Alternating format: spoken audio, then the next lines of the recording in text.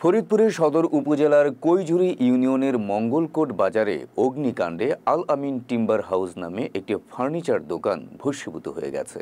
10 June সোমবার দিবাগত রাত 2:30টার দিকে এই অগ্নিকাণ্ডের ঘটনা ঘটে।